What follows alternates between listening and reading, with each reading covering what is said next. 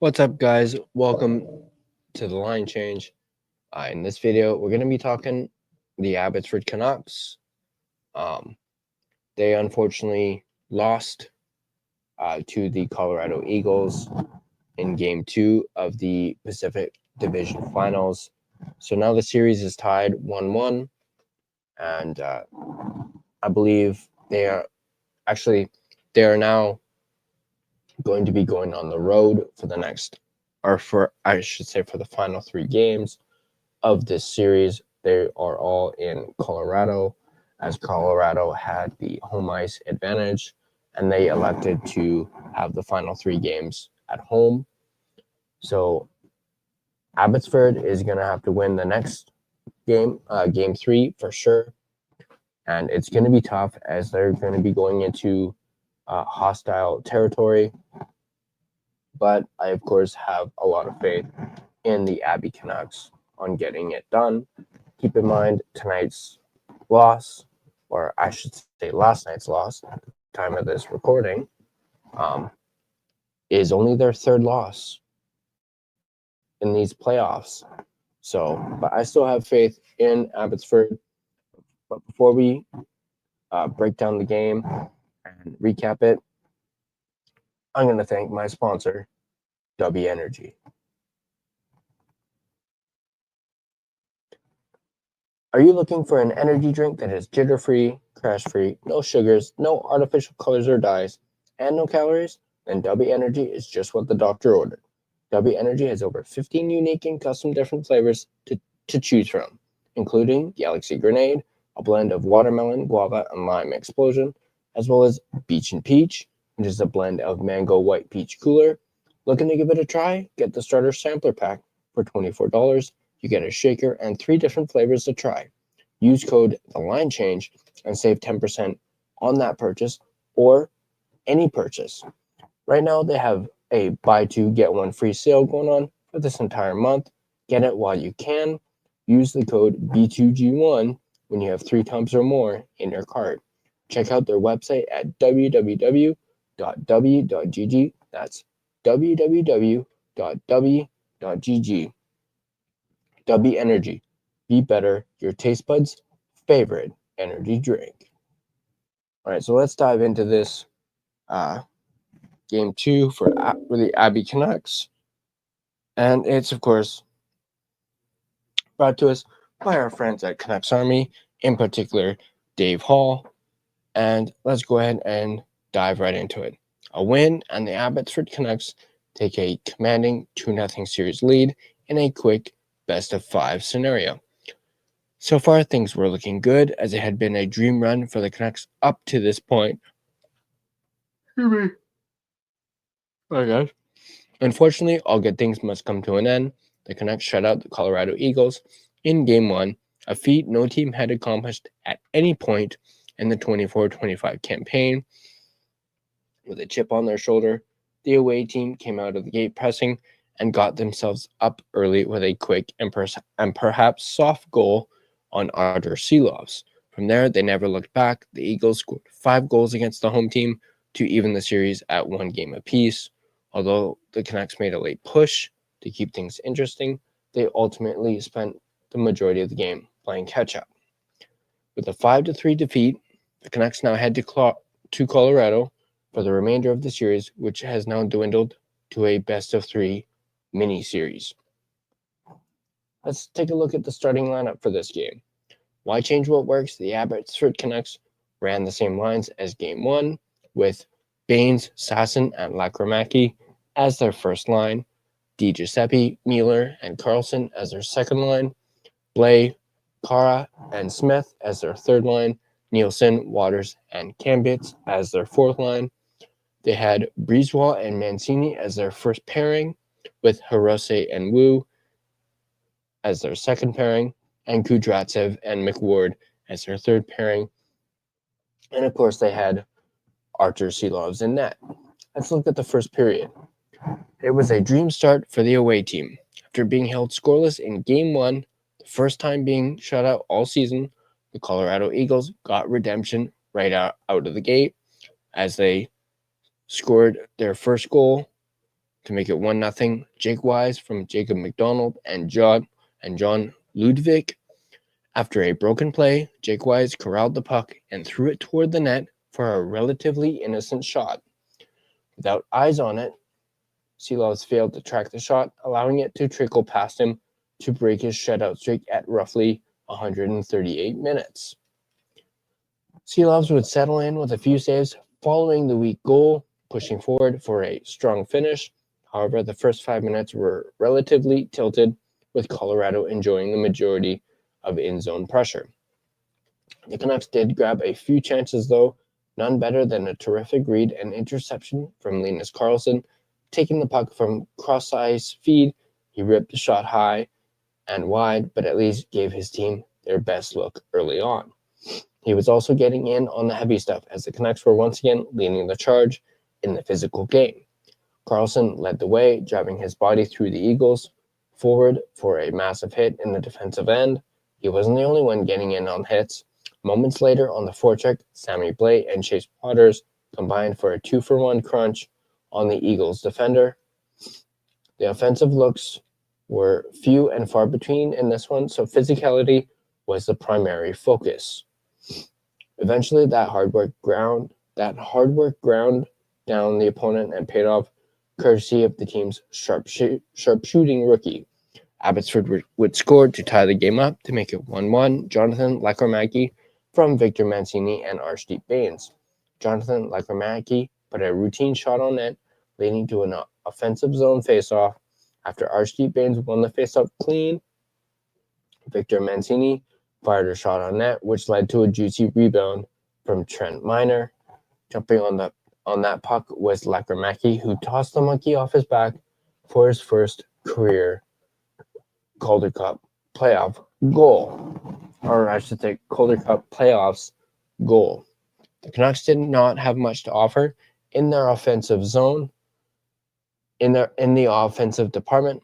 However, that goal sparked the club as they grabbed the game's following string of shots and the obvious equalizer tally from Lekkerimäki. The young rookie was right back at it, nearly linked up with Max Sasson on the next shift, thanks to a tremendous breakout from Akito Hirose and Arshdeep Bains. Collecting the puck at the blue line was Lekkerimäki, who sent a perfect threaded pass towards Sasson, who was breaking toward the net. He just missed the connection. The teams ended the first 20 minutes even at 1 goal apiece, but the Canucks truly woke up in the second half to set up for a fun-filled second period. Final shots were 8-6 in favor of Abbotsford. Let's look at the second period. After several back-and-forth attempts, Phil DiGiuseppe was delivered a nasty hit from behind by Devontae Stevens, sending PDG to the ice. He would eventually collect himself as the Canucks head to their first power play of the match. Nothing would come of the man's advantage. In fact, the Canucks would take a penalty of their own just moments after their power play wrapped up, but their penalty kill has been perfect, and it stayed that way. 24-for-24. The Canucks didn't allow a shot on that kill, and it had been a solid stretch where Seelovs did not see a shot. When he did, he kept himself sharp, throwing up the blocker on Matthew Phillips off a good rush chance. With a relatively slow period, this shot represented the best chance for either team. That includes the next shot, which probably shouldn't have found the back of the net. Colorado scored to make it 2-1. Wyatt Aomod from Oscar Olsson and Matthew Phillips. Collecting the puck in the corner, Wyatt Aomod sensed Artur Seelovs cheating ever so slightly. With that, he elected to throw the puck on net, fooling the netminder on the short side while he fell back into his own net. Those are two soft goals that Artur Seelovs certainly wants back. The Eagles took the air out of the building late in the third, doubling their lead off a redirection. Colorado would score again to make it 3-1. Chris Wagner from TJ Tynan and Brian Yoon. With Seelovs scrambling, TJ Tynan slowed the pace before sending the puck toward the crease. With his stick in the right spot, Chris Wagner successfully deflected the puck past Seelovs to give them their largest lead of the series thus far. While they did head into the dressing room, Down by 2 goals, they would be given some life. With the buzzer sounding, John Ludwig caught Sammy Blais with a cheap shot to the face. Shockingly, both players were handed penalties, sending the start of the third period on a 4-on-4. That's just Sammy Blais being Sammy Blais. After 2 periods, the shots were 13-12 in favor of Colorado. Let's move on to the third period. It wasn't the ideal start for the Canucks, with Tristan Nielsen seeing the gate for tripping just moments into the period. While killing the penalty wasn't necessarily the worry, it took up a good chunk of the time that could have been spent catching up. As expected, they killed the clock successfully, extending their PK to a perfect 25-for-25. But the Eagles tripled their lead just seconds later.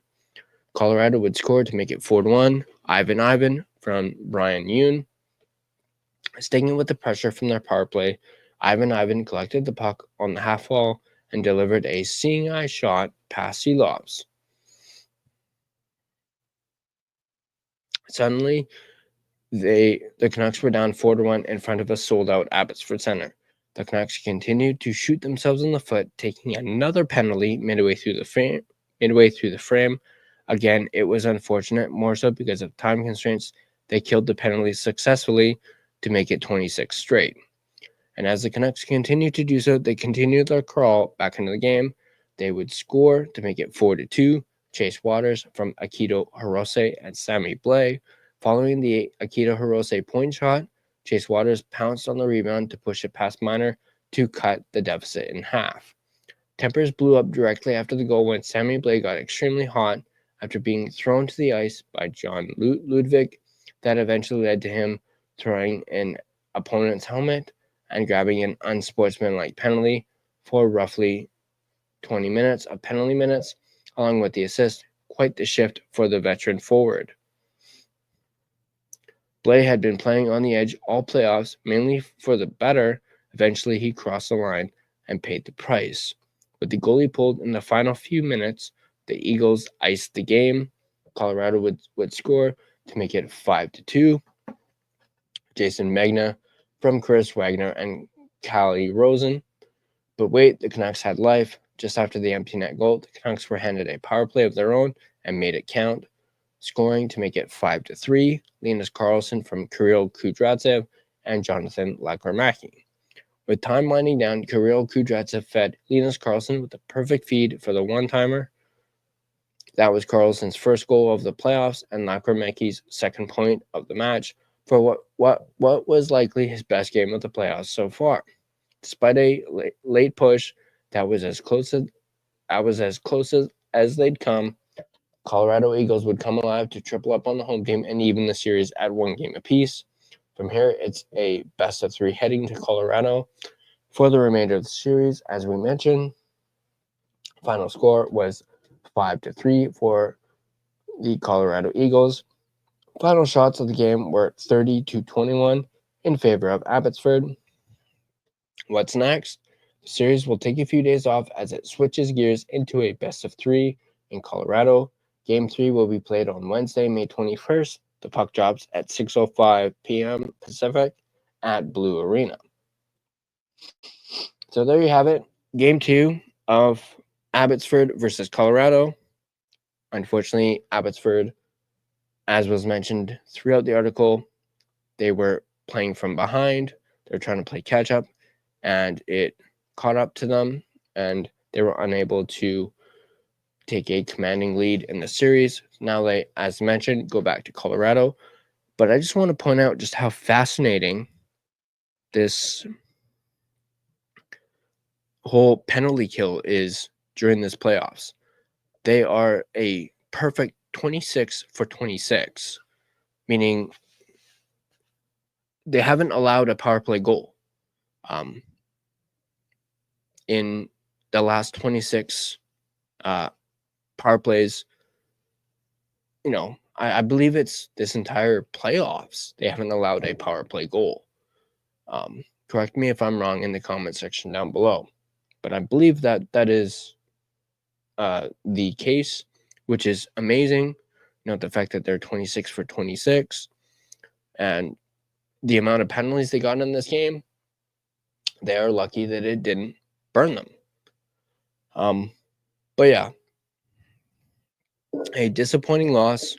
Obviously, I was hoping like the Abbey Canucks to go up 2-0 in the series and then head back to Colorado with the Eagles, with their backs against the wall, but that's not going to be the case.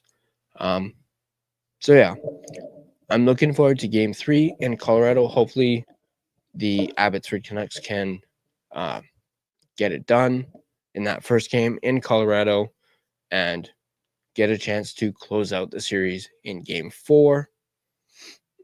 But let me know what you guys think in the comment section down below. As always, if you guys like this video, go ahead and hit that like button. And if you want to stay up to date on all your Canucks content, whether that be Vancouver or Abbotsford, at least during this playoff run, be sure to smash that subscribe button and turn on your notifications so you don't miss a single video. You can also find us on social media. Find us on Facebook at just search The Line Change, and you should be able to find our Facebook page. Find us on Instagram at The Line Change. Find us on Twitter /X at LineChangeVan. You can also find us on TikTok at the.line.change.po. Feel free to give us a follow on all our social media platforms.